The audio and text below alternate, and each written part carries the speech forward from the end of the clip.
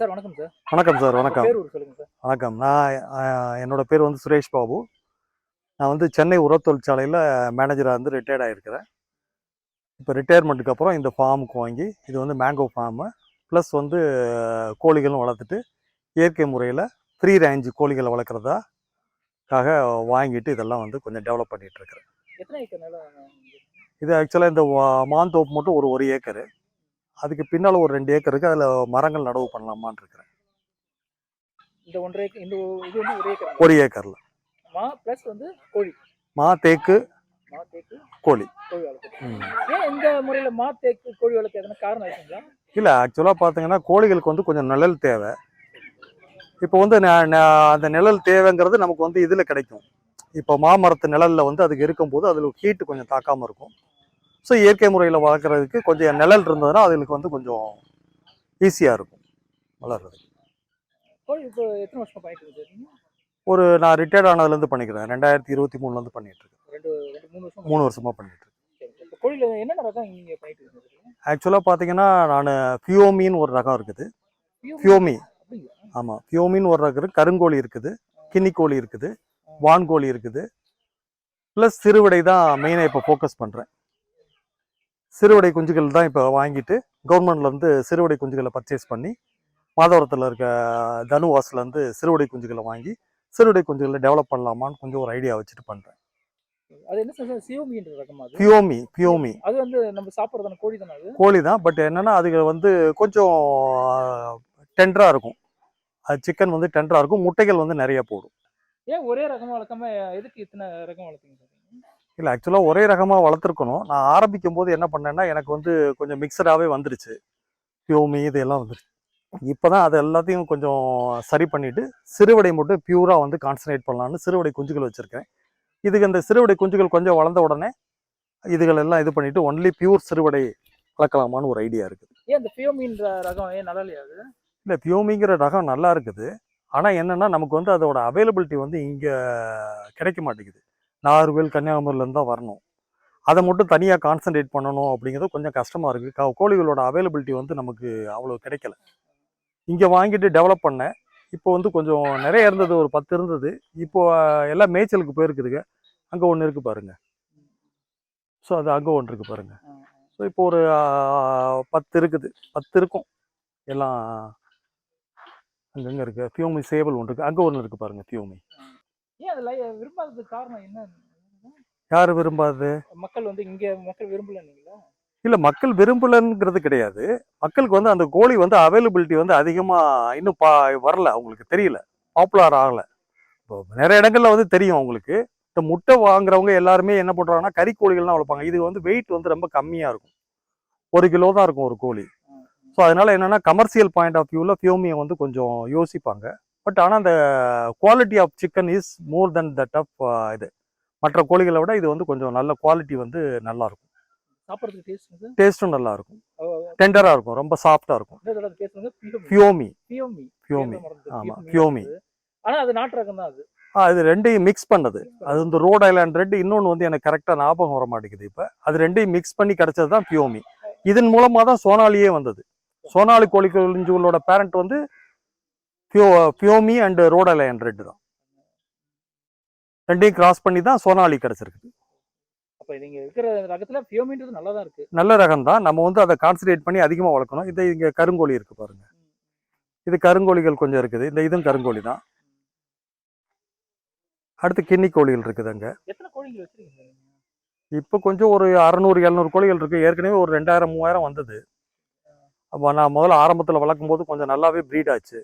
So அந்த ப்ரீடிங்கெல்லாம் setup வச்சிருக்கிறேன் நான். ஸோ ப்ரீடர்லாம் இது போட்டு இன்குபேட்டர் எல்லாம் வச்சு ப்ரீடிங் யூனிட்லாம் இங்கே தனியாக வச்சுட்டு அது குஞ்சுகளை எடுத்துகிட்டு அதை இது பண்ணுற மாதிரி பண்ணிகிட்ருக்கேன்.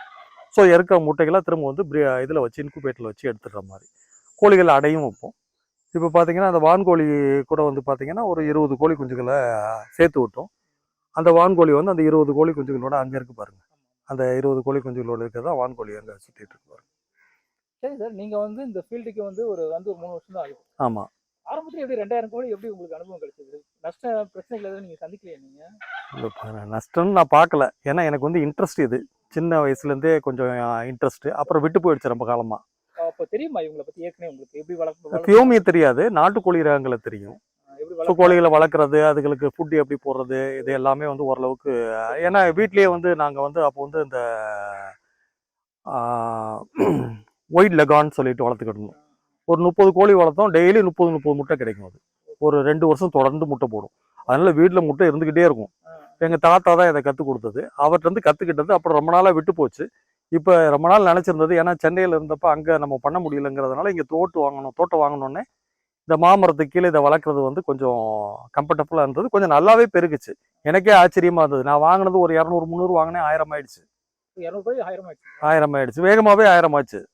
அதுக்கப்புறம் ஒரு டிசீஸ் வந்தோடனே கொஞ்சம் குறைஞ்சது. இப்போ திரும்ப பார்த்தீங்கன்னா திரும்ப இன்க்ரீஸ் ஆகிருக்குது. இப்போ ஒரு 600 கோழி இருக்கும், 600 700 கோழி இருக்கும். தாய் கோழிகள் ஒரு எப்படியும் ஒரு 70 இருக்கும். அப்ப நீங்க வெளியில இருந்து எதுவும் கோழி எதுவும் வாங்குறதே இல்ல? வெளியில இருந்து இங்கேருந்து ப்ரீட் பண்ணுறது. இப்போதைக்கு இந்த சிறுவிடை குஞ்சுகள் மட்டும் கான்சன்ட்ரேட் பண்ணுங்கிறதுக்காக தனுவாசல கவர்மெண்ட்டோட யூனிட்ல மாதவரத்தில் இருக்கிறதுல அந்த சிறுவிடை குஞ்சுகள் மட்டும் வாங்கிட்டு டெஸ்ட்டுக்காக வாங்கி விட்டுருக்கிறேன். இப்போ தான் அது குஞ்சுகளாக இருக்குது. அதுகளோட டெவலப்மெண்ட்டை பார்த்துட்டு ஃபர்தராக அதை டெவலப் பண்ணலாமா அல்லது பெருவிடைக்கு மாறலாமா அப்படிங்கிற ஒரு ஐடியாவை எடுக்கணும். இப்போதைக்கு சிறுவிடையில் கான்சன்ட்ரேட் பண்ணலான்னு ஒரு ஐடியா இருக்குது. சரிங்க சார். இப்போ 600 கோழி வச்சிருக்கேன். இதுக்கு தீவனம் நம்ம எந்த மாதிரி தீவனம் கொடுக்குறீங்க? தீவனம் ஆக்சுவலாக பார்த்தீங்கன்னா 0 to 3 monthsக்கு என்ன ஃபீட் கொடுக்கணுமோ அதை வந்து அவங்க கொடுக்குறது ஸ்டார்டர் ஃபீடை அதை கொடுத்துட்டு, அதுக்கப்புறம் வந்து கொஞ்சம் வளர்ந்த உடனே பார்த்தீங்கன்னா எல்லா தீவனங்களையும் அரிசி கம்பு இதெல்லாம் கலந்துட்டு நல்லா ஊற வச்சுட்டு அதுகளை வந்து ஃபீட் பண்ணி வளர்க்குறேன். அரிசி கம்பு சோளம் எல்லாத்தையும் இது பண்ணிவிட்டு கோதுமை எல்லாத்தையும் மிக்ஸ் பண்ணி கொஞ்சம் கொடுக்குறேன். தேவைப்பட்டால் வெளியிலையும் வந்து முட்டைக்கோழி தீவனமும் கொஞ்சம் வாங்கிட்டு அதையும் டேஸ்ட்டுக்காக கொஞ்சம் ஆட் பண்ணிக்கிறேன். ப்ளஸ் கீரைகள் இதெல்லாம் வாங்கி போடுவோம். அப்புறம் மருந்துகள் பார்த்தீங்கன்னா எல்லாம் இயற்கையில் தான் நான் பண்ணுறேன். உடம்பு சரியில்லைனாவா? உடம்பு சரியில்லை இல்லை, இயற்கையாகவே நான் வந்து வாரத்துக்கு ஒரு 2 தடவையோ அல்லது 2 வாரத்துக்கு ஒரு தடவையோ என்ன பண்ணுவேன்னா இந்த இயற்கை மருந்துகள் அதுகளுக்கு கொடுப்பேன். என்ன மருந்து? இயற்கை மருந்து உங்களுக்கு வந்து பார்த்தீங்கன்னா பூண்டு, வெங்காயம், அப்புறம் வந்து கீழாநெல்லி இந்த மாதிரி இருக்கிறதெல்லாம் வந்து அரைச்சி, ஈவன் டிசீஸில் இருந்தப்போ ஒரு தடவை டிசீஸில் ஒரு 10 கோழிகள் அட் அ டைம் வந்து இறக்குற மாதிரி இருந்தது. அப்போ கீழாநெல்லியும் இந்த இது இயற்கை மருந்து கொடுத்தோன்னே எல்லாம் 10ல் வந்து 6 7 பழிச்சுக்கிடுச்சு. ஸோ அது வந்து எனக்கு உண்மையிலே ஆச்சரியமாக இருந்தது.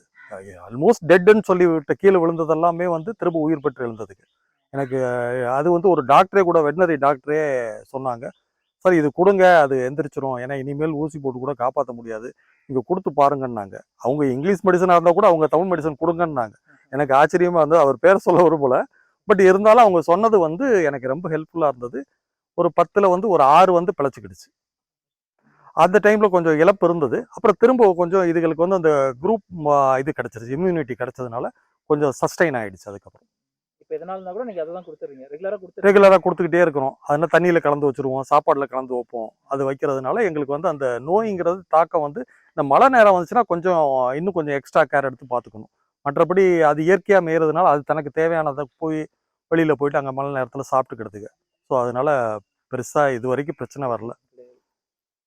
சரி, இப்போ இவ்வளோ ரகம் வளர்க்குறீங்க, எந்த ரகம் வந்து இது எனக்கு பெஸ்ட்டு, இதுதான் வந்து நல்ல ரகம்னு எது நீங்கள் சொல்லுவீங்க? நீங்கள் சிறுவிடை கோழிகள் வளர்க்குறதுல என்ன அட்வான்டேஜ்னா நம்ம நாட்டு கோழிகளோட வளர்ப்பே வந்து சிறுவிடைகளே அழிஞ்சிக்கிட்டு இருக்கிறதுனால அதுகளை கொஞ்சம் கான்சன்ட்ரேட் பண்ணி அதில் கொஞ்சம் விஸ்டாண்ட் பண்ண முடியுமாங்கிறது ஒரு ட்ரையல் எடுக்கலான்னு பார்க்குறேன். ஸோ 2 ஐடியா வச்சுருக்கேன். ஒன்று சிறுவிடையில் கான்சன்ட்ரேட் பண்ணுவேன், அப்படி இல்லைன்னா சிறுவிடை அண்ட் பியோமி, சிறுவிடை சேவல் வித் பியோமி இந்த வெரைட்டியை வளர்த்தோம்னா கொஞ்சம் நோய் தாக்கத்துலேருந்தும் தப்பிக்கும், முட்டைகளும் அதிகம் வரும்னு நினைக்கிறேன். இறைச்சியும் வந்து டெண்டராக இருக்கும்னு நினைக்கிறேன். பட் இறைச்சியை வந்து நீங்கள் வெயிட்டு கொடுக்கறத விட பீஸ் ரேட்டில் கொடுத்தா தான் இந்த விஷயங்களில் நமக்கு கட்டுப்படி ஆகும். ஏன்னா இயற்கையாக நம்ம வளர்க்குறதுனால அதோட ரேட்டுன்னு வந்து நீங்கள் வெயிட்டுன்னு போட்டிங்கன்னா இதாகாது.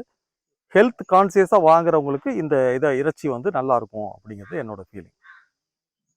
இப்போ இதில் இருந்து எவ்வளோ முட்டை எடுக்கிறீங்க சார் நீங்கள்? முட்டை ஆக்சுவலாக பார்த்தீங்கன்னா ஏர்லியராக பார்த்தீங்கன்னா ஒரு 45 50 முட்டை வந்துட்டு இருந்தது டெய்லி. ஒரு 45 50 முட்டை வந்துட்டு இருந்தது. இப்போ கொஞ்சம் குறைஞ்சிருக்குது, ஒரு 20 22ன்னு குறைஞ்சிருக்குது. திரும்ப அந்த 40 45 வர்றதுக்கான வாய்ப்பு இருக்குது. நீங்கள் 70 வளர்த்தீங்கன்னா 70 தாய் கோழிகள் இருக்குன்னா அதில் வந்து பாதி அல்லது 1/3 தான் நமக்கு முட்டையாக கிடைக்கும்.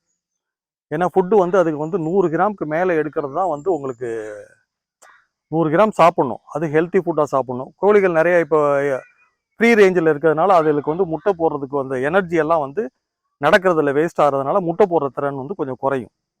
இப்போ நீங்கள் கேஜுக்குள்ளே அடைச்சி வச்சிங்கன்னா முட்டைகள் நிறைய போடும். வேறஸ் நீங்கள் வந்து வெளியில் ஃப்ரீ ரேஞ்சில் விட்டிங்கன்னா அதோட எனர்ஜி லாஸ் இருக்கிறதுனால அது வந்து முட்டைகள் கொஞ்சம் கம்மியாக போடும், பட் கொஞ்சம் நல்லாயிருக்கும் கோழிகள் வந்து ஆரோக்கியமாக இருக்கும். சரி சார், இப்போ குஞ்சியை வந்து போட்டுச்சுன்னா அது எப்படி பராமரிப்பீங்க சார் நீங்கள்? குஞ்சுகளை எடுத்த உடனே அதுக்கு வந்து அந்த லைட் கொஞ்சம் வச்சுக்கலாம், ஹீட்டு கொடுக்கணும். அதுக்கு ஒரு ரூம் இருக்குது, ப்ரூடிங் ரூம். அது நேச்சுரலாகவே கொஞ்சம் ஹாட்டாக இருக்க ரூம். ப்ளஸ் அதில் வந்து ஒரு பல்ப்ஸ் எல்லாம் கொஞ்சம் நிறைய இருக்குது. பார்க்கலாங்களா அது? அது இப்போ அந்த பல்பெல்லாம் செட்டப் இல்லை. இப்போ அது ஆக்சுவலாக அது நேச்சுரலாகவே அந்த பல்பெல்லாம் இப்போ இது பண்ணல. ஆட்டோமேட்டிக்காகவே அது உள்ளே வச்சுருக்குறோம். அது நல்லா தான் வளர்ந்துருக்கு. நீங்கள் வேணால் பார்க்கலாம். இருக்கு பார்க்கலாம் பார்க்கலாம். இதுதான் ஃபியோமியோட குஞ்சு. இது இந்த ஒயிட்டு.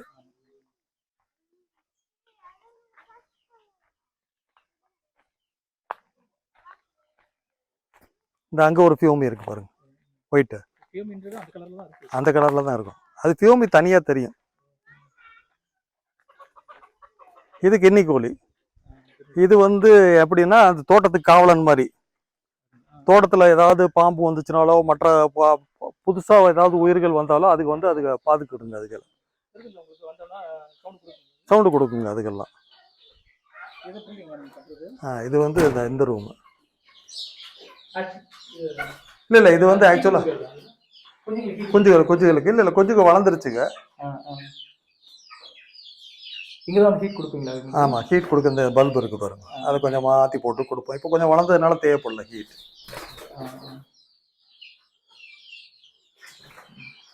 இது வந்து நைட் அடையிற இடம். நேச்சுரலாகவே அதுக்கு உள்ளே போயிடுங்க. அது இது உள்ள இங்கேருந்து எடுங்க. நைட்டு இங்கே தான் வந்து ஸ்டே பண்ணுங்க. ஆமாம். எது இல்லை இருக்கிறது இது மாட்டுக்கொட்டை. இப்போ மாடுகள்லாம் வந்து ஏற்கனவே வச்சுருந்தேன், அதுக்கெல்லாம் கொடுத்துட்டதுனால அந்த மாட்டுக்கொட்டாயை அதுக்கு தங்குற இடமா மாற்றிருக்கேன் இப்போதைக்கு டைமிங். மரங்கள்லேயே அடைஞ்சிரும். பெரிய கோழிகள்லாம் மரங்கள்லேயே போய் அடைஞ்சிருங்க. சின்ன குஞ்சுகள் மட்டும், ஏன்னா பூனைகள் வரும், நாய்கள் வரும், அதை பாதுகாத்துறதுக்காக இது உள்ள நைட்டு மட்டும் இங்கே ஸ்டே பண்ணியிருக்குங்க. அது உள்ள முட்டை போடுற இடம் இருக்குங்க. இவங்க 2 பேர் தான் இதை பார்த்துக்கிறாங்க. கோழிகள் எல்லாம் பார்த்துக்கிறது இவங்களும். இவர் பேர் நாகன், அவங்க பேர் வள்ளியம்மாள். வணக்கங்க. எத்தனை வருஷமா இங்கே பார்த்துக்கிறீங்க பண்ணையா? இப்போ நாங்கள் இப்போ ஒரு 7-8 மாசமா இருக்கிறாங்க. ஏற்கனவே கோழிலாம் வளர்த்துருக்கீங்களா நீங்க? இல்ல இதுதான் ஃபர்ஸ்ட் வந்து பாத்துறேன். அது நல்லா கிடையாது. நான் சொல்லி கொடுக்குறேன் உங்களுக்கு. நான் இவங்களுக்கு எல்லாத்தையும் கற்றுக் கொடுத்துருக்குறேன். ஸோ இவர் வந்து வேகமாகவே கற்றுக்கிட்டு அதை குஞ்சு பொறிக்கிறதுல இருந்து அதை எடுத்து வளர்க்குறதுல இருந்து அதுக்கு தீவனம் போடுறதுல எல்லாமே வேகமாக கற்றுக்கிட்டு இவங்க 2 பேரும் நல்லா. சார் 2 வாட்டி வந்து சொல்லி கொடுத்தாரு. அப்ப நாங்களே இது பண்ணிக்கிறீங்க. இப்போ மேப் வைக்கிறது, அங்க முட்டை வைக்கிறது, குஞ்சு பொறிக்கிறது எல்லாம் நாங்களே பார்த்துக்கிறோம் இப்போ. சரி, நன்றிங்க. நன்றி. நீங்க சொல்றப்ப அந்த கோழி வளர்ப்பு ஒரு நல்ல லாபகரமான ஒரு. இல்லை, நம்ம சரியான முறையில் வளர்த்தோம் அப்படின்னா நமக்கு லாபம் கிடைக்கும். பட் கொஞ்சம் பொறுமையும் அவசியம். எடுத்த உடனே நம்மளால லாபம் பார்த்துட முடியாது, கொஞ்சம் காலம் ஆகணும். அப்படி இல்லைன்னா நீங்கள் மாதத்துக்கு ஒரு தடவை வந்து புதிய ப்ரீடுகளை வாங்கி சேர்த்துக்கிட்டே இருக்கணும். கன்சிக்யூட்டிவாக சேர்த்துக்கிட்டே இருக்கணும். அதுக்குரிய தீவனம், தண்ணி, மருந்து, இது இயற்கை வசதி இதெல்லாம் கொடுத்தீங்கன்னா தொடர்ந்து நீங்கள் வந்து கண்டினியூஸாக ப்ராஃபிட் பார்க்குறதுக்கு வாய்ப்பு இருக்குது. அப்போ உங்களுக்கு எக்ஸ்பீரியன்ஸ் இருக்கிறதுனால நீங்கள் வந்து பண்ணிட்டு இருக்கோம். புதுசாக இருக்கிறவங்கன்னா கொஞ்சம் வந்து நிறைய விஷயங்கள் வந்து இல்லை அவங்க கரெக்டாக நேரத்துக்கு தீவனம் போடணும், தண்ணி வைக்கணும், ப்ளஸ் மருந்து பராமரிப்பு, ஊசி, இந்த மருந்துகள் பராமரிப்பில் வந்து இதை பார்க்கும்போது என்னன்னா அது ஆட்டோமேட்டிக்காக அதுக்கு வந்து இதாகிடும். நீங்கள் நம்ம இது இங்கிலீஷ் ட்ரீட்மெண்ட் கொடுக்குறீங்களா நீங்கள்? இல்லை, இங்கிலீஷ் ட்ரீட்மெண்ட் கொடுக்கலாம். இதுவரை இங்கிலீஷ் ட்ரீட்மெண்ட் போல, எல்லாமே தமிழ் மருந்து தான்.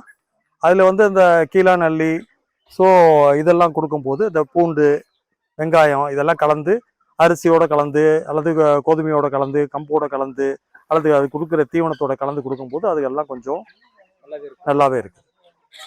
சரி, இப்போ வந்து ஒருத்தர் வந்து ஒரு 400-500 கோழி எடுத்தவங்க வளர்க்கலாமா? அவங்களுக்கு ஏற்கனவே அனுபவம் இருந்ததுன்னா தாராளமாக வளர்க்கலாம். சரி, வளர்த்தாங்கன்னா இப்போ கேஸ் வந்து அனுபவம் இல்லாதவங்க எவ்வளோ கோழி வளர்க்கலான்றீங்க? இல்லை, அனுபவம் இல்லாதவங்க எப்பவுமே என்ன பண்ணால் ஒரு 10 கோழிகளில் வளர்க்க ஆரம்பிக்கணும். அந்த 10 கோழிகளில் அனுபவத்தை கெயின் பண்ணிக்கிட்டு அந்த 10 கோழியே சில சமயங்களில் பார்த்தீங்கன்னா 100-200 பெருகிறதுக்கு வாய்ப்பு இருக்கு. நீங்களே வந்து எத்தனை கோழியில் ஆரம்பிச்சீங்க? இல்லை, நான் 100 கோழியில் ஆரம்பித்தேன். ஆமாம், 1000 கோழி 1500 கோழி வரைக்கும் வந்தது. ஆமாம், தெரிஞ்சா எடுத்தோடனே ஸ்டார்ட் பண்ணி கொஞ்சம். ஏன்னா எப்பவுமே வந்து பார்த்தீங்கன்னா நீங்கள் மாஸ் அதிகமாக வால்யூம் பண்ணும்போது தான் நீங்கள் உங்களால் ப்ராஃபிட்டை நோக்கி பயணம் செய்ய முடியும். லோ வால்யூம்ல இருந்தால் கொஞ்சம் டைம் ஆகும்.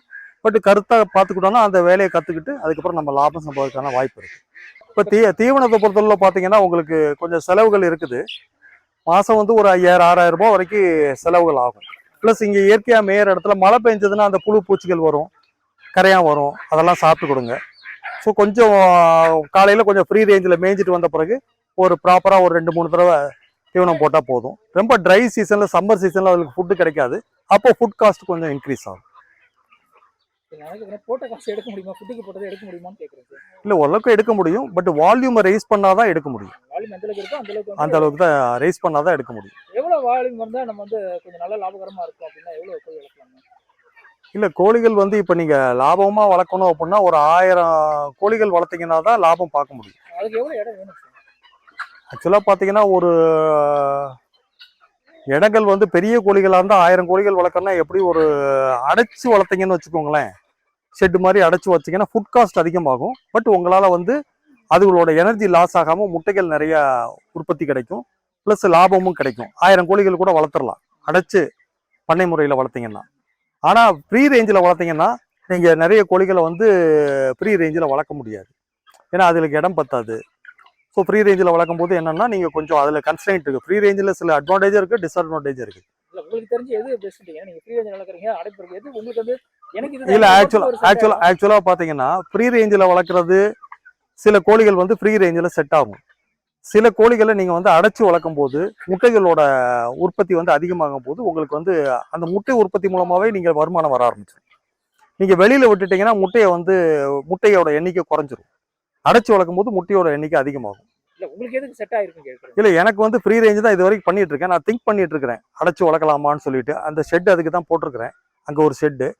ஸோ அது உள்ள வந்து ஃப்ரீ இதில் வந்து ஒவ்வொரு 4க்கு 1ன்னு சொல்லிட்டு அல்லது 5க்கு 1ன்னு 5 கோழி ஒரு சேவல் வளர்க்கலாமான்னு பிளான் பண்ணிக்கிறேன்.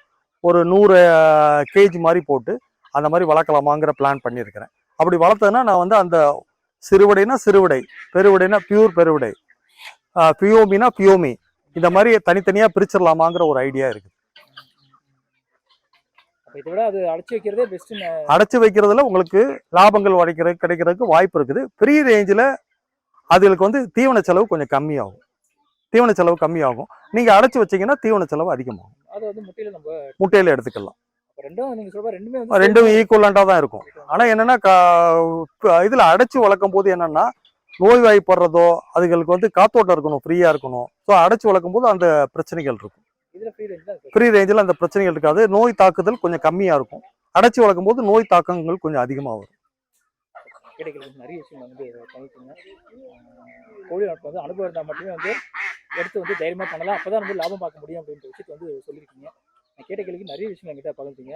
ரொம்ப நன்றிங்க. நன்றி.